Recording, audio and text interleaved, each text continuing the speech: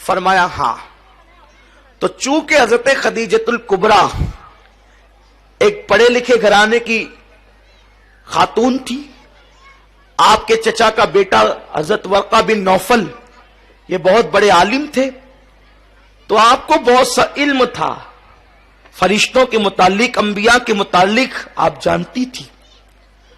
تو اس وقت حضرت خدیجۃ الکبریٰ نے کہا کہ آپ میرے کمرے میں آئیں. سرکار صلی اللہ علیہ وسلم نے ان کے کمرے میں قدم رکھا تو اماں خدیجہ نے پوچھا جو فرشتہ تم نے غار حرا میں دیکھا اور باہر کے کمرے میں دیکھا، کیا وہ میرے کمرے میں دکھ رہا ہے؟ آقا نے فرمایا ہاں وہ مجھے اب بھی نظر آ رہا ہے.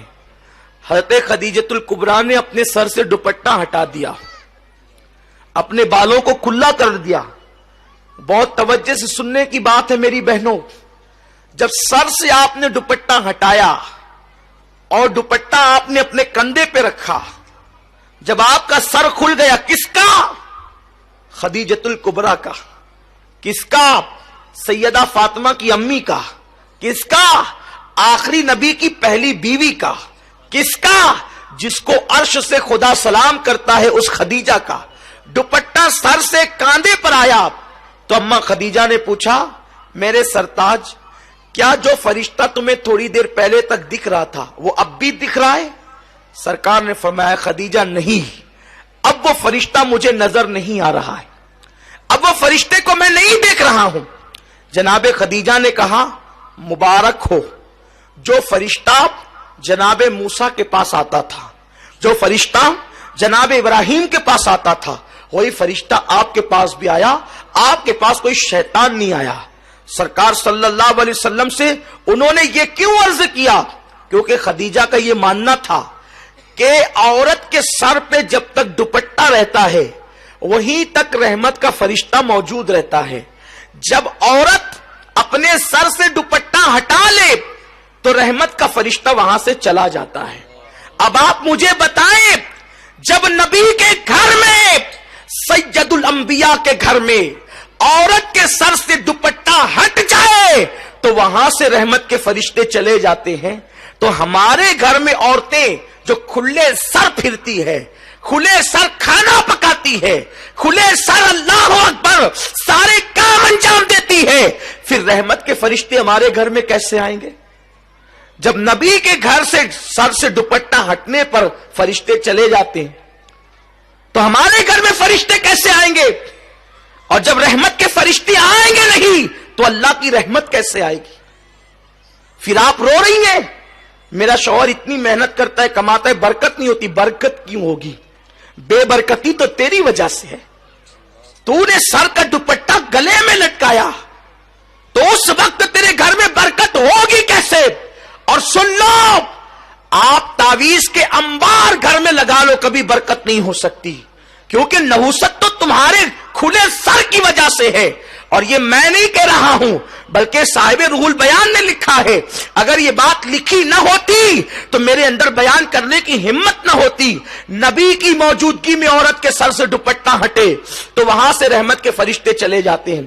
تمہیں پتا ہے اے خاتون جنت کی کنیزوں، جس وقت ابراہیم علیہ السلام کو آگ میں ڈالا جا رہا تھا، ابراہیم علیہ السلام کو آگ میں ڈالا جا رہا تھا، تو آگ میں ڈالنے کا طریقہ کیا تھا؟ انہوں نے منجنیق بنائی تھی. منجنیق آپ سمجھتی ہیں، جب پہلے دور میں قلعوں پہ حملے ہوتے تھے تو منجنیق کے ذریعے سے پتھر پھینکے جاتے تھے. انہوں نے منجنیق بنائی تھی. منجنیق وہ تھی کہ آگے پائپ رہتا تھا اور ایک رسہ رہتا تھا، رسہ کھینچ کر کے چھوڑتے تھے تو وہ جا کے پائپ کو لگتا تھا، اور پائپ کے اوپر جو پتھر ہوتا تھا وہ جا کر کے قلعوں کو لگتا تھا. تو سب سے پہلے منجنیق بنی ابراہیم علیہ السلام کے لیے، کیونکہ انہوں نے اتنی بڑی آگ کا علاوہ تیار کیا کہ وہ آگ کے قریب کوئی جا نہیں سکتا تھا. تو ابراہیم علیہ السلام کو ڈالے کیسے؟ تو انہوں نے منجنیق بنائی. تو منجنیق بنا کر کے وہ کئی دنوں سے پریکٹس کر رہے تھے. اس طرح رسہ کھینچیں گے، چھوٹے گا تو ابراہیم کی پیٹھ کو جا کے لگے گا، پھر ابراہیم جو ہے وہ آگ میں چلا جائے گا. لیکن جس وقت ابراہیم علیہ السلام کا کرتا اتار کر ان لوگوں نے منجنیق پر ابراہیم علیہ السلام کو بٹھایا اور رسہ کھینچا تو اب رسہ ان سے کھینچاتا نہیں تھا. کیوں نہیں کھینچاتا تھا؟ اس لیے کہ فرشتے رو کر کہتے اللہ تیرا ابراہیم تیرا نام لیوا، اب وہ آگ میں ڈال دیا جائے گا، ہم اس کی مدد کے لیے جانا چاہتے ہیں۔ تو فرشتے مدد کے لیے آ گئے، ادھر سے نمرود والے رسہ کھینچتے، ادھر سے فرشتے رسہ کھینچتے، تو فرشتوں کی طاقت کے سامنے نمرودی ناکام رہے، تو وہ رسہ کھینچ نہیں پا رہے تھے۔ اب وہ حیران ہو گئے، کئی دنوں سے ہم پریکٹس کر رہے ہیں، کئی دنوں سے مشق کر رہے ہیں رسہ کھینچنے کی، ابھی تھوڑی دیر پہلے تک کہ رسہ کھینچ رہا تھا آسانی سے، اب نہیں کھینچتا۔ اس وقت ایک بڈھا سر پہ کمبل ڈال کر آیا اور اس بڈھے نے کہا کہ رسہ کیوں نہیں کھینچتا؟ اس نے ان لوگوں نے کہا اے بزرگ پتہ نہیں کیوں نہیں کھینچتا۔ تو اس وقت اس بڈھے نے کہا ایک کام کرو، 10-12 عورتوں کو بلا کر کے لاؤ۔ 10-12 عورتیں بلا کر لائی گئی۔ اس وقت اس نے کہا، نمرودی اس عورتوں سے اس بڈھے نے کہا اپنے سر سے دوپٹہ ہٹا لو اور اپنے گلے میں لٹکا لو۔ تو ان لوگوں نے دوپٹہ جیسے ہی ہٹایا وہ رسہ کھینچ گیا۔ وہ رسہ کیوں کھینچا؟ اس لیے کہ جب عورت سر سے دوپٹہ ہٹا دیتی ہے تو رحمت کے فرشتے وہاں سے چلے جاتے ہیں۔ تو اب ابراہیم علیہ السلام کی مدد کے جو رحمت کے فرشتے آئے تھے وہ دوپٹہ سر سے ہٹنے کی وجہ سے چلے گئے، حالانکہ وہاں اللہ کا پیغمبر موجود ہے۔ پیغمبر کی موجودگی کے باوجود اگر عورتیں سر سے دوپٹہ ہٹا دیں تو رحمت کے فرشتے وہاں سے چلے جاتے ہیں۔ تو کیا تمہارے گھر میں کوئی پیغمبر ہے؟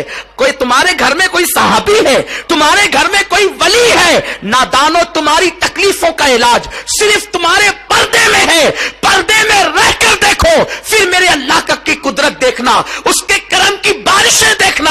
سنو اللہ اکبر، جن کے گھروں میں برکتوں کا نزول ہوا، جن کے گھر سے کائنات کو خیرات ملی، جن کے گھر سے ولایت تقسیم ہوئی، جن کے گھر سے امامت تقسیم ہوئی، جن کے گھر سے نعمتیں تقسیم ہوئی، وہ گھر سیدہ فاطمہ الزہرا کا گھر ہے۔ سیدہ فاطمہ کی زندگی دیکھ لو۔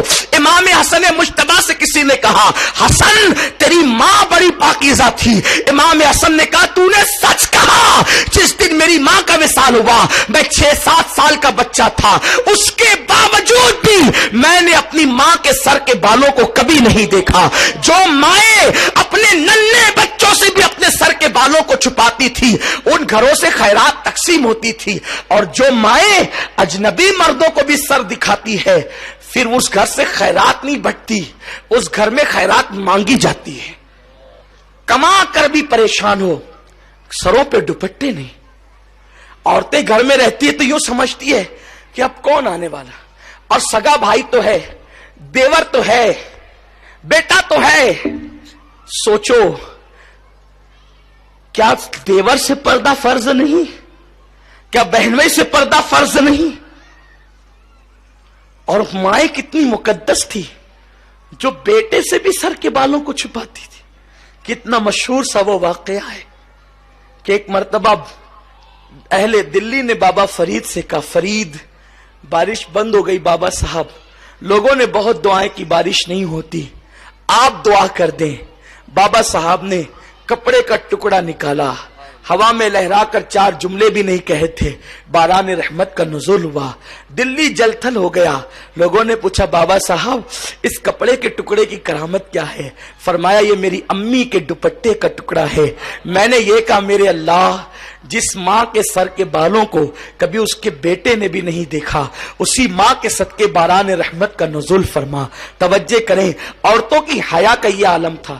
آج عورتیں اتنی بے غیرت ہو گئی، بڑی معذرت کے ساتھ، کہ عورتیں مساج کرانے کے لیے اب جو وہ مساج گاہوں میں جاتی ہے، بال بنانے کے لیے دکانوں پر جاتی ہے، بیوٹی پارلروں کو میری بہنیں آباد کر رہی ہے، اور بغل تک مہندی لگانے کے لیے کافر لڑکوں کے پاس جا رہی ہے۔ کہاں وہ عورتیں جو اپنے بچوں سے بھی سر کے بالوں کو چھپاتی تھی، اور کہاں یہ عورتیں کہ جو بغل تک کھول کر بیٹھے مردوں کے سامنے، وہ بھی کافر مردوں کے سامنے مہندی لگانے کے لیے۔ ارے نادان، بھائی بالغ ہو گیا تو بہن نے اپنی انگلی بھائی کو اپنے بدن سے ٹچ کرنے کی اجازت نہیں دی۔ عورتوں کی غیرت کا یہ، سگا بھائی بالغ ہونے کے بعد कौम की औरतों को हाथ नहीं लगा सकता था। अगर भाई को बहन को किसी वक्त जगाने की नौबत आई तो भाई लकड़ी ढूंढता है और लकड़ी ढूंढ करके बहन को जगाता है, बहन उठ, इसलिए कि हमारे घर में आग लग गई है तो तेरी जान बचाना चाहता हूं। सोचो, आग के हादसे के वक्त भी जवान भाई अपनी बहन के जिस्म को नहीं छूता। और मेरी बहनों, तुम्हें क्या हो गया कि तुम मेहंदी के नाम पर काफिर लड़कों के हाथ में हाथ दे रही हो, चूड़ियां पहनने के नाम पर काफिर लड़कों के हाथ में अपने हाथ को दे रही हो, बाल कटवाने के नाम पर। क्या तुम अल्लाह से कयामत तक की जिंदगी लिखा कर लाई हो? नादानो सुनो, जिंदगी का कोई भरोसा नहीं। एक दिन जिंदगी का ये चिराग गुल होगा और बहुत जल्दी गुल होगा। मौत की तलवार हर वक्त सर पे लटक रही है। और ये मत सोचना कि बुढ़ापे में मौत आएगी, अभी तो तुम्हारे हुस्न पर बुढ़ापे की झुर्रियां बाकी है। सूरज हर वक्त सर पर नहीं रहता, सूरज भी थोड़े देर के बाद गुरूब होता है। मेरी बहन, जब सूरज का शबाब ढल जाता है तो तेरा शबाब कितने दिन तक रहेगा? गुल मुस्कुराकर मुरझा जाते तो तेरा हुस्न कितने दिन तक मुस्कुराएगा? अपने हुस्न का गलत इस्तेमाल करके अल्लाह को नाराज करने वाली मेरी बहन, आज आ सुन्नी दावत इस्लामी के इस इज्तिमा में सच्ची तौबा कर ले। अल्लाह तुझे भी वक्त की राबिया बसरी बना देगा। आप सच्ची तौबा कर ले, अल्लाह तुझे भी नफीसा मिस्री बना देगा। आ सच्ची तौबा कर ले, अल्लाह तुझे भी अपने वक्त की उम्मुल जब्बार बना देगा। आ सच्ची तौबा कर ले, अल्लाह तुझे अपने वक्त की उम्मुल खैर बना देगा। आ सच्ची तौबा कर ले, अल्लाह तुझे अपने वक्त की उम्मुल वरा बना देगा। आ सच्ची तौबा कर ले, तू भी सैयदा ज़ैनब की कलेश बन जाएगी। सकीना तेरी जिंदगी पर नाज करेगी, सैयदा फातिमा को तुझ पर नाज होगा। आ सच्ची तौबा कर ले। ये दुनिया जी लगाने की जगह नहीं, ये दुनिया खत्म होगी, बहुत जल्द खत्म होगी। तूने अपनी मां का जनाजा उठते देखा, अपनी दादी का जनाजा उठते देखा, अपनी नानी का जनाजा उठते देखा, तूने कितनी औरतों का जनाजा उठते देखा, अपनी पड़ोसनों का जनाजा उठते देखा। मेरी बहन का तू इबरत हासिल नहीं करती। एक दिन तेरा भी जनाजा उठेगा, एक दिन तेरा भी जनाजा उठेगा और तेरे साथ कोई न जाएगा, न तेरा शौहर, न तेरे बच्चे, न तेरी सहेली, न